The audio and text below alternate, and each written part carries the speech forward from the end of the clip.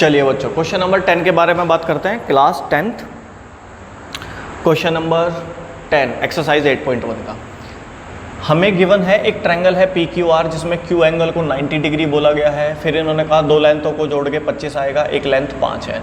अभी क्वेश्चन पे ध्यान देंगे, ये सब चीज़ें फाइंड करने को बोला, sign P cos P ten P. हमने एक ट्रायंगल बना लिया। सॉल्यूशन में हमने क्या लिखा है, एक राइट एंगल ट्रायंगल बना लिया। इन्होंने कहा क्यू को 90 लिखना है, मैंने क्यू को 90 लिख लिया।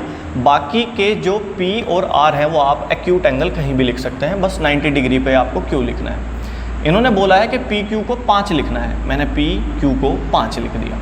अब इन दो लेंथ का सम 25 है। अगर दो लेंथ का सम 25 है, अब हमें एक लेंथ लेट करनी पड़ेगी। मैंने हाइपोटेनस को लेट कर लिया x, मैंने लिख लिया कि let P R x centimetre. दो लेंथों का सम 25 दिया है, मैंने एक लेंथ को लिख लिया x सेंटीमीटर। अगर ये x होगा और इन दोनों का सम 25 है, अगर ये x है तो ये 25 माइनस x लिखा जाएगा। देखो इन दोनों लेंथों का सम 25, मैंने इस वाली लेंथ को x लिख लिया, तो क्यू आर ऐसे ही और इक्वल्स टू 25, तो क्यू आर की वैल्यू आएगी, x उधर जाके घट जाएगा। इस वाली बात पे हम गौर करेंगे अब। ठीक है जी, अब ध्यान देते हैं। मुझे पता है पाइथागोरस थ्योरम कहती है हाइपोटेनस का स्क्वायर इक्वल्स टू परपेंडिकुलर का स्क्वायर प्लस बेस का स्क्वायर। यहाँ पर हाइपोटेनस की वैल्यू है पी आर, परपेंडिकुलर की वैल्यू है आर क्यू और बेस की वैल्यू है पी क्यू। ठीक है जी, लिख लिए जी हमने।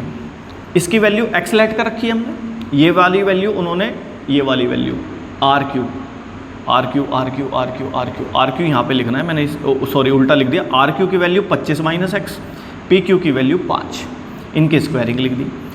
एक्स स्क्वायर ऐसे ही 5 का स्क्वायर 25 होता है। अब यहाँ पर गौर करेंगे कि ये वाली कंडीशन है a माइनस बी का whole square, a minus B का होल स्क्वायर। अब a माइनस बी का होल स्क्वायर क्या अप्लाई होता है, a स्क्वायर, ये a स्क्वायर आ गया 25 का square plus B square minus X का स्क्वायर करेंगे तो प्लस एक्स स्क्वायर आएगा। नेगेटिव टर्म का जब स्क्वायर होता है वो पॉजिटिव ही आता है। फिर माइनस होने की वजह से जब 2ab लिखेंगे, जब 2ab लिखेंगे तो माइनस 2ab, यानी कि इन दोनों की मल्टीप्लाई का डबल, इन दोनों की मल्टीप्लाई 25x और उसका डबल 50x। गौर से देखो, एक्स स्क्वायर से एक्स स्क्वायर कट जाएगा। जब बराबर के आमने सामने सेम साइन वाली सेम टर्म्स होती हैं वो आपस में कैंसिल हो जाती हैं, क्योंकि जब एक्स स्क्वायर यहाँ से उठ के बॉर्डर क्रॉस करेगा ना, उधर जाएगा तो माइनस के हो जाएगा, ये प्लस के एक्स स्क्वायर, ये उधर जाके माइनस हो जाएगा, फिर भी खत्म होने हैं आपस में, तो आप पहले से भी इनको ख़त्म कर सकते हैं।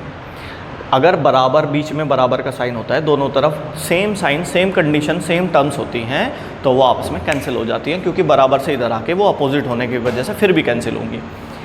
अब ये जो माइनस के 50x बचा, मैंने इसको उठा के इधर ले आया, बराबर के इधर ले आया, तो ये पॉजिटिव 50x हो गया।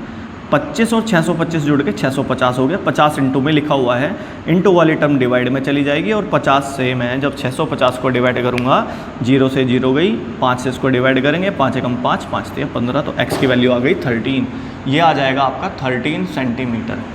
इन दोनों का सम 25 था, एक 13 आ गई तो दूसरी 12 बचेगी ना भाई। पी आर की वैल्यू 13 आ गई, सॉरी पी आर की वैल्यू 13 आ गई, तो ये जो क्यू आर बचेगा ये कितना बचेगा, 25 माइनस एक्स, 25 माइनस 13 12, ये आ जाएगा आपका 12 सेंटीमीटर। बस इतना सा अलग काम था इस क्वेश्चन में, सिर्फ ये काम अलग था। अब आपसे पूछा गया साइन पी, आपसे पूछा गया साइन पी, मैंने लिख दिया साइन पी। साइन होता है परपेंडिकुलर अपॉन हाइपोटेनस। परपेंडिकुलर किसके लिए, पी के लिए, पी के लिए परपेंडिकुलर, पी के सामने वाली लेंथ अपॉन हाइपोटेनस 13, तो 12 अपॉन 13। कोस होता है बेस अपॉन हाइपोटेनस। बेस किसके लिए, पी के लिए, पी के लिए बेस बी पी के साथ होगा, ये है 5, हाइपोटेनस 13।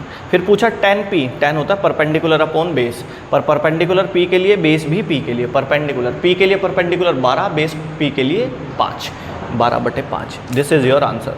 आई थिंक ये आपको बहुत अच्छे से समझ में आया होगा, बहुत सिंपल क्वेश्चन है, इसको पॉज करके नोट कर लीजिएगा।